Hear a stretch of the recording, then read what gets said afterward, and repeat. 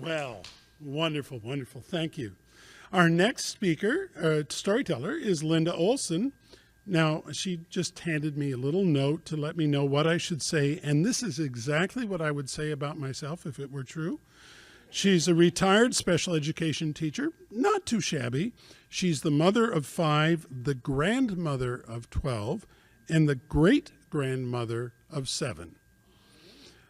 And she comes from a multiracial family. So bear that in mind. Linda, please join us.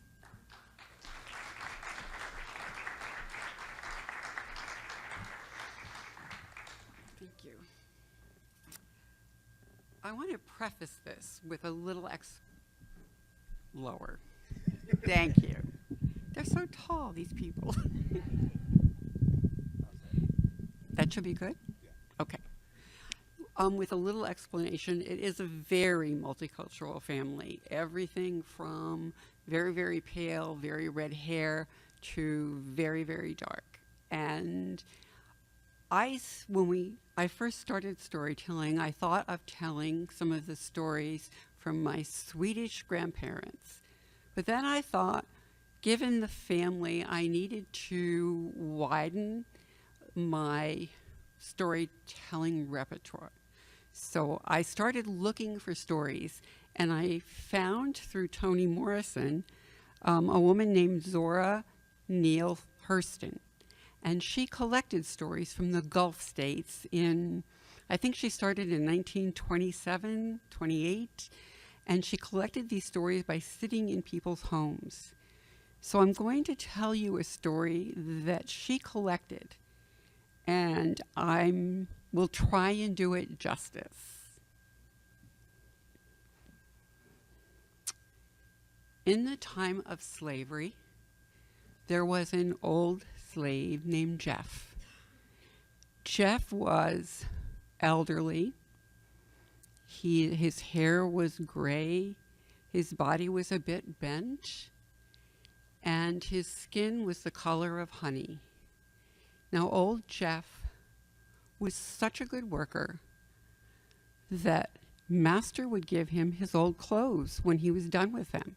They were about the same height, and Jeff's work was so reliable and actually so beautiful. He made the wood cabinets, and he made the tables, and he made the chairs, and he worked very, very hard. One day, old Master said to him, here's a pair of pants for you. And they were almost new. He didn't like them for some reason, and Jeff saw these almost new pants and was delighted with them. Now, Jeff lived alone because Master's father had not been such a gracious man, had not been so kind. And at one point, when Jeff was younger, he had sold Jeff's wife and son to Georgia, which was a common thing to do in those days. His wife was probably gone by now. His son would have been grown. But this master had given him these pants, and he was so happy to have these fine pants, he decided that he was going to join a church. He had the clothes that he could wear now. So he got out his only white shirt, but it had white patches, so you could barely tell it was patched.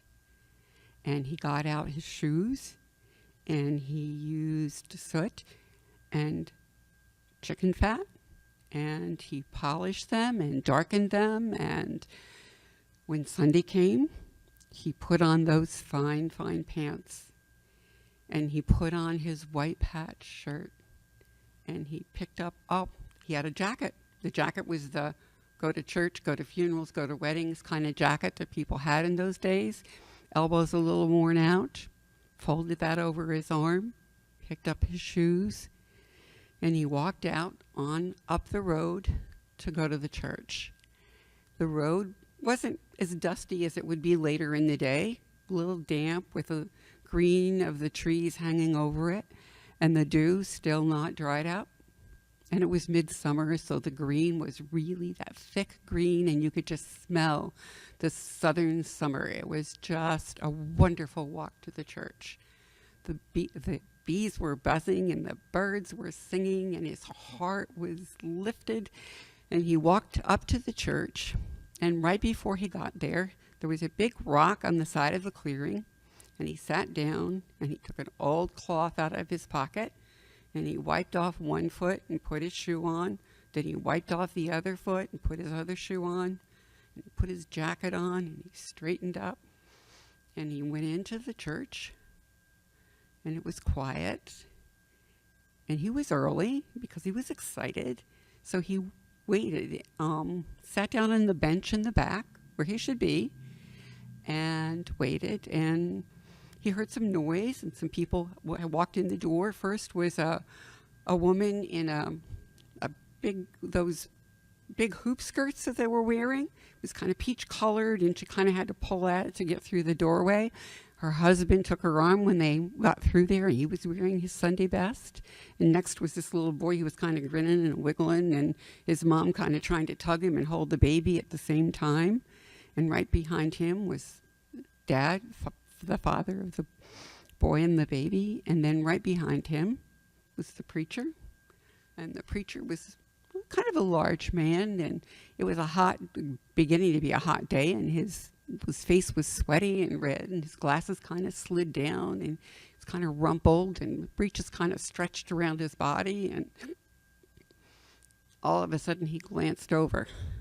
There was Jeff, and Jeff stood up right away and approached him, and the preacher kind of tucked his well-worn Bible under his arm and said, "Jeff, what do you be needing? What do you want?"